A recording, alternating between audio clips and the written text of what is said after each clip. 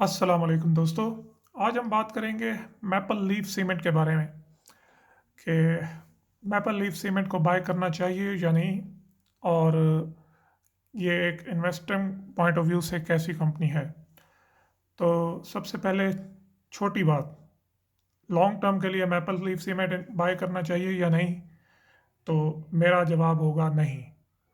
दूसरी चीज़, short term के लिए मैपल लीफ बाय करना चाहिए या नहीं, इसके लिए दोस्तों अगर आप इसका अगर हम पिछले एक महीने का ट्रेंड देखें तो ये देखें, ये ग्राफ इसका नीचे आ रहा है और उसके बाद इसने 3685 पे सपोर्ट पकड़ी है और आगे दोबारा जो है ये इसने हैवी वॉल्यूम्स के साथ ऊपर गया है और अभी फिर ये 19 मिलियन के वॉल्यूम्स थे जो कि इसके लिए काफ़ी ज़्यादा है। तो इसमें यह है कि शॉर्ट टर्म में ये दोबारा अपना ये जो पीक है, ये रेजिस्टेंस लेवल है 43 रुपीज़ 69 पैसा, इसको टच कर सकता है। डिपेंड करता है कि KC 100 जो है ओवरऑल मार्केट कैसी जाती है। अगर ओवरऑल मार्केट जाती है प्लस में तो ये दोबारा अपना ये जो शॉर्ट टर्म में टच कर सकता है, लेकिन इसका जो स्टॉप लॉस है वो आप 37.5 पे लगा लें। 37.5 पे स्टॉप लॉस लगा के और शॉर्ट टर्म के लिए आप इसको 43 रुपीज़ के टारगेट के साथ बाय करना चाहते हैं तो कर सकते हैं, लेकिन मैं फिर भी एडवाइस करूँगा कि ना करें, क्योंकि जो कंपनी आप लॉन्ग टर्म के लिए बाय नहीं कर सकते, मेरे ख्याल में उस पर शॉर्ट टर्म में रिस्क लेना भी मुनासिब नहीं है। आप चलते हैं आगे, मैपल लीफ सीमेंट का एनालिसिस करते हैं।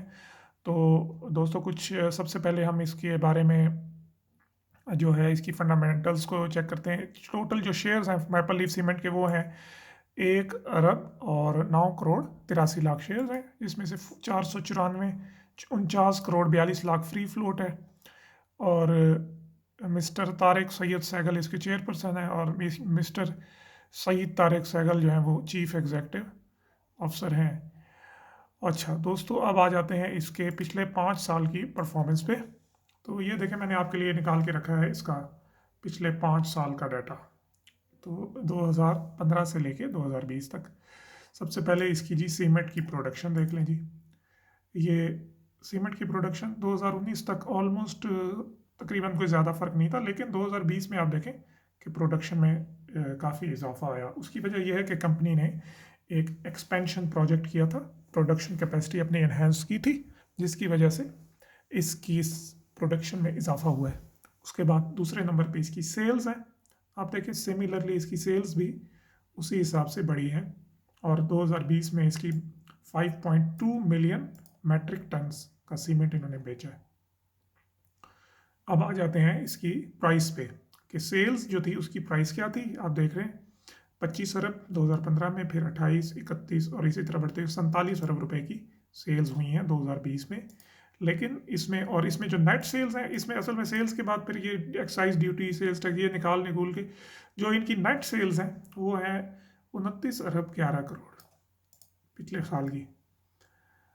उसमें से जो ग्रॉस प्रॉफिट इसका इस साल, हालांकि 2000 अगर आप 19 में देखें तो 4 अरब 91 करोड़ का ग्रॉस प्रॉफिट हुआ था, लेकिन 2020 में 72 करोड़ रुपए का नुकसान हुआ है ग्रॉस लॉस।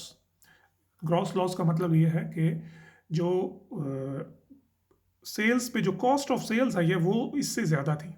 उसकी बुनियादी वजह सीमेंट की प्राइसेस में कमी और इंटरेस्ट रेट्स बहुत हाई थे।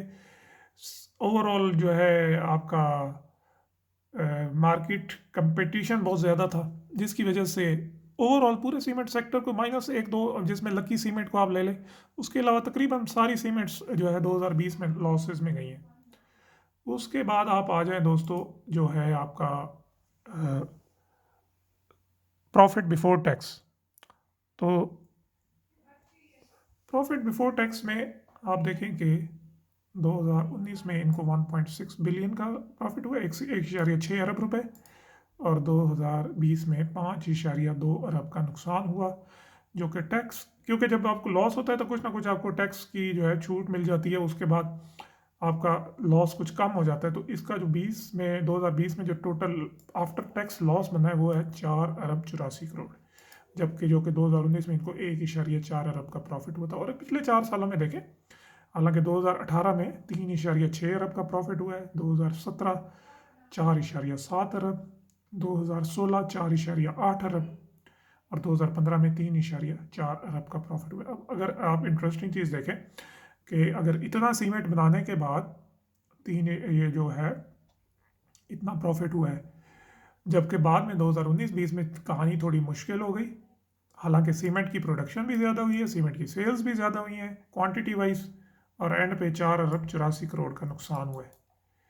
तो इस साल थोड़ा से फंडामेंटल्स इंप्रूव हुए हैं इनके, और सीमेंट की प्राइसेस में भी रिकवरी हुई है। इमरान खान प्राइम मिनिस्टर ने कोई सीमेंट सेक्टर को कुछ इंसेंटिव्स दिए हैं, कंस्ट्रक्शन को कुछ इंसेंटिव्स दिए हैं, और उसकी बुनियाद पर जो है ये उम्मीद की जा रही है कि सीमेंट्स में रिकवरी आएगी। लेकिन क्या वो रिकवरी मौजूदा प्राइस को जस्टिफाई करती है या नहीं, ये मेन क्वेश्चन है।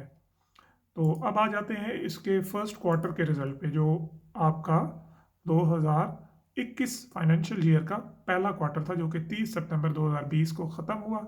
उसमें आप देखें जी 7.5 अरब रुपए की सेल्स हुई हैं, 1.2 अरब का प्रॉफिट, और फाइनेंस कॉस्ट वगैरह निकाल के टोटल जो प्रॉफिट बचा है वो है 30 करोड़ 94 लाख रुपए, जो कि अर्निंग पर शेयर बनती है 0.28। पिछले साल यही लॉस में कन्वर्ट हुआ था, जो कि हम पहले ही बात कर चुके हैं।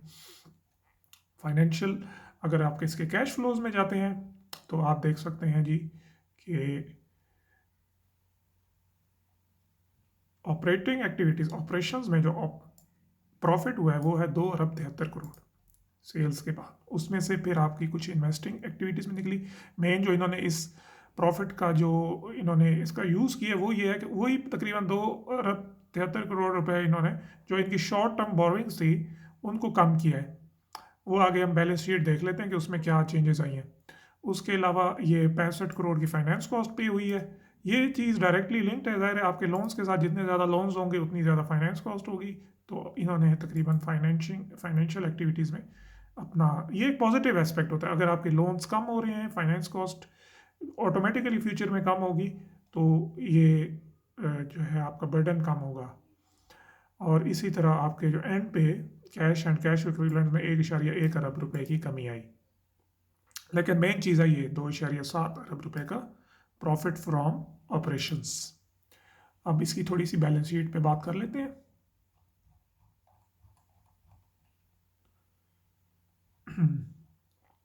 सबसे पहले एसेट्स देख लेते हैं। लॉन्ग टर्म इन्वेस्टमेंट 5 अरब रुपए की लॉन्ग टर्म इन्वेस्टमेंट की हुई। ये मेन इनकी जो है, जो इन्होंने पावर प्लांट लगाया है, ये उसकी इन्वेस्टमेंट है। नोट 11 में अगर आप पढ़ना चाहते हैं इसकी फाइनेंशियल स्टेटमेंट में पढ़ सकते हैं।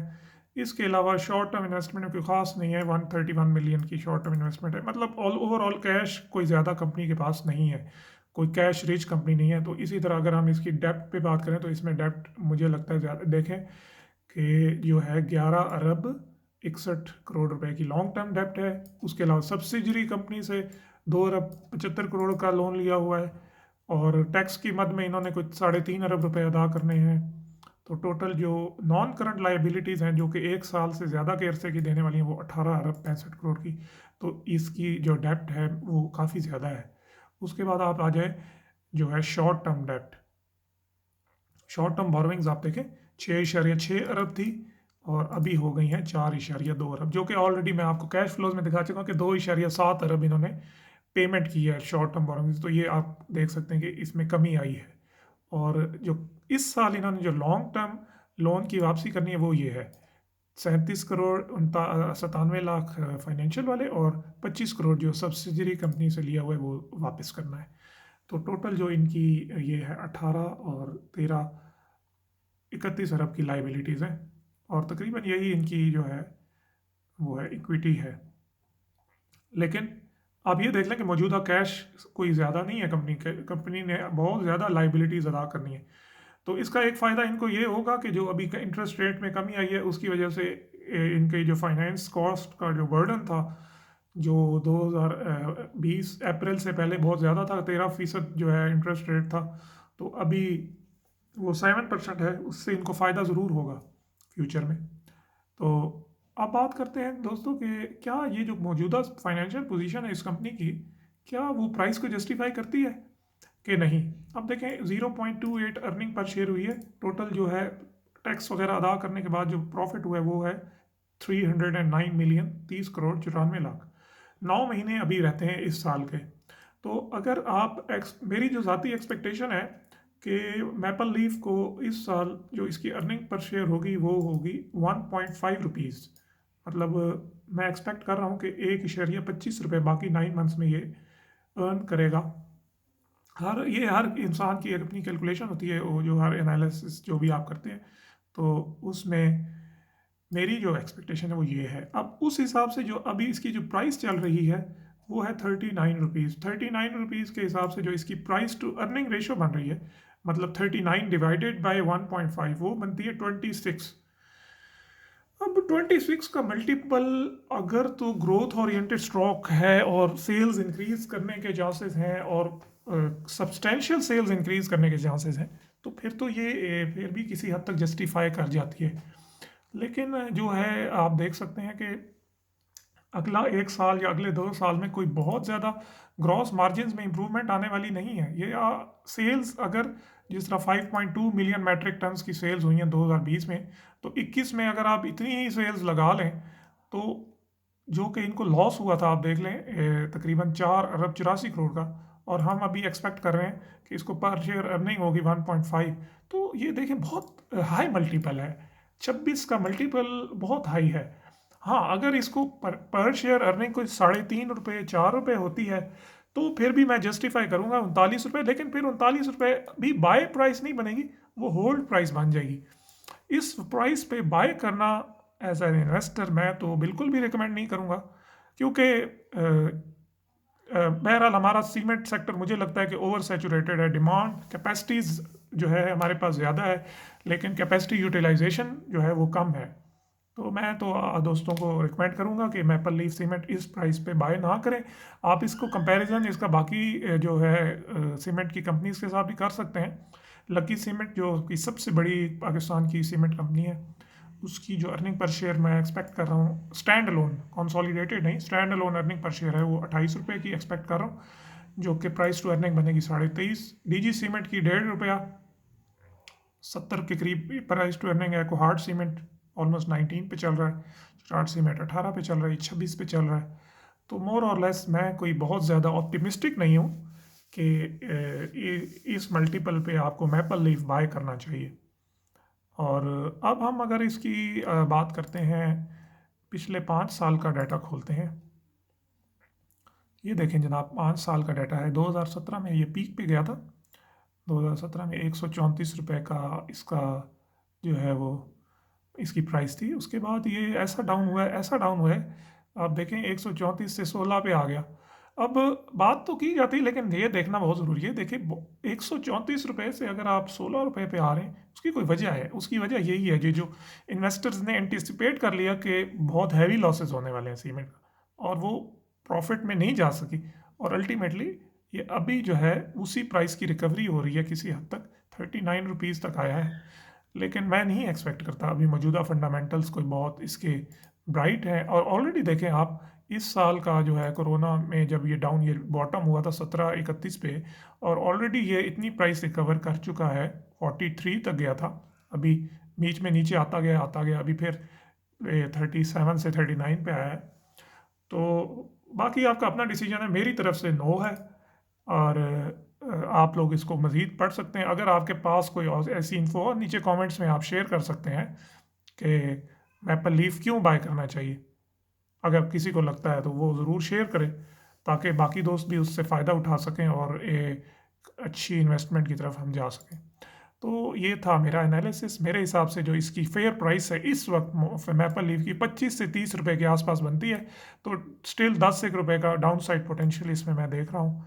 25 to 30 रुपीज़ इसकी फेयर वैल्यू बन रही है मौजूदा अर्निंग्स को देखते हुए। तो दोस्तों, इंशाल्लाह हम मज़ीद वीडियोस बनाएंगे, और मैं और आपके साथ अपना जो मेरा एनालिसिस है वो मैं शेयर करता रहूँगा। तब तक के लिए अपना ख्याल रखें। अल्लाह हाफिज़। अगर वीडियो पसंद आई हो तो लाइक करें। Thank you.